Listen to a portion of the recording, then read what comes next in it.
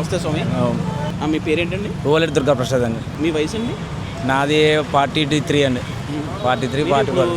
ఇలా ఎందుకు చేయాలనిపిస్తుందండి? హిందూ సాంప్రదాయాన్ని కాపాడాలని నరేంద్ర మోడీ గారిని అనుసరించి ఇవన్నీ మనం చేయడానికి ఇది రెండోసారి అండి. మేము ముందుసారి సైకిల్ వేసుకుని వెళ్ళాం, 13 రోజులు పట్టిందండి. ఎక్కడి నుంచి మొదలు పెడుతున్నారు? జీ మూలపాలెం నుంచి మొదలు పెడుతున్నాం సార్. స్టార్టింగ్ ఎదురులంక అవతల యానం దాటిన తర్వాత జీ మూలపాలెం నుంచి మొదలు పెడుతున్నాం సార్. ఇప్పుడు మధ్యలో వస్తుండగా ప్రేక్షకులు చూసిన వాళ్ళు లేకపోతే రోడ్డు మీద వెళ్ళి వాళ్ళ స్పందన ఎలా ఉంది స్వామి? స్పందన చాలా బాగుంది సార్. ప్రతి ఒక్కరు కూడా స్పందన. ఇది రెండో రోజు స్వామి. ఇది రెండో రోజు.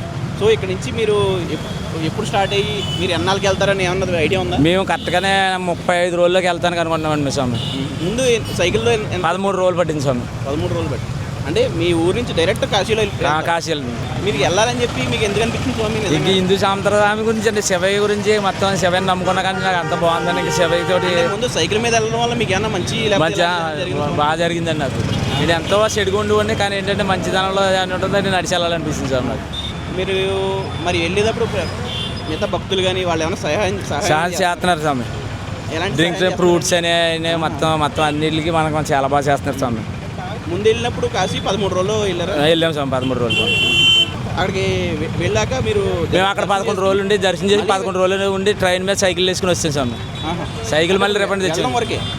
వచ్చేటప్పుడు మామూలుగా ట్రైన్ మీద వచ్చేస్తాం స్వామి. ఈ ప్రయాణంలో ఎదురైన కష్టాలు ఏమన్నా?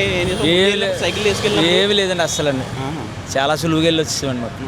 మరి ఎక్కడ పడుకోవడం కానీ? పడుకోవడం అంటే ఇప్పుడు 30 కిలోమీటర్ల టార్గెట్ అండి. 30 కిలోమీటర్ల టార్గెట్ వేసుకుని ఎక్కడ దొరుకుతుందో గుడి, మంచి గుడి చూసుకొని గుడిలో పడుకుని స్నానం చేయడానికి భోజనాలు దొరికితే చేస్తామండి, లేకపోతే ఫ్రూట్స్ అండి. ఇంకా ఫ్రూట్స్ అంటే అడ్జస్ట్మెంట్ అండి. మీరు వెళ్ళే వరకు కూడా మరి ఉత్తి ఫ్రూట్స్ తింటుంటే ఏమైనా ఇబ్బంది ఏమి ఉండలేదండి. మొత్తం దొరికితే పొద్దున టిఫిన్ దొరుకుతుందా, టిఫిన్ తినేసాను. ఇంకా అంతా శివయ్య ఉన్నాడు అంతే సార్. వాతావరణం ఏమైనా సహకరించకపోతే ఇప్పుడు వర్షాలు అలాంటివి ఏమైనా పడితే ఎలా స్వామి?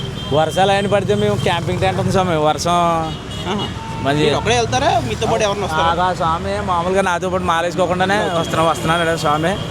ఆ స్వామి ఎక్కడ దాకా వస్తారో చూసి ఇంకా ఆయన కూడా మీతో నడుస్తానని చెప్తున్నాడు స్వామి. ఆనవారనే ఒకవేళ 2 రోజులు ఆయన మీతో ఉన్నాడు. 2 రోజులు మాతో ఉన్నాడు స్వామి. ఇప్పుడు మీలాగే ఇంకెవరన్నా ఎలా చేయాలి? ఇప్పుడు చేయాలంటే అప్పుడు ఆల్రెడీ 22వ తారీఖునే ఒక 80 సైకిల్ మీద బయలుదేరుతున్నారండి. నా దగ్గర జాయిన్ అవుతారండి. ఇప్పుడు సతీష్ గఢ్ వెళ్ళేటప్పటికనే ఆల్రెడీ నాతో జాయిన్ అయ్యి అక్కడి నుంచి వాళ్ళు మళ్ళీ నాతోటి పాదయాత్ర సైకిల్ వెళ్ళినప్పుడు మీరు మాత్రం ముందు వేసుకొని నేను పాదయాత్ర చేయాలని నేను అనుకున్నానండి. వాళ్ళని మళ్ళీ సంవత్సరం సైకిల్ వేసుకుని అలా మామూలు ఆల్రెడీ నేను సతీష్ గఢ్ దాటేటప్పుడు వస్తారు, జాయిన్ అవుతారండి హనుమంతుడు. చివరగా మీ కాశీ యాత్ర సాగాలని చెప్పి ఓం నమః శివాయ. ఓం నమః శివాయ.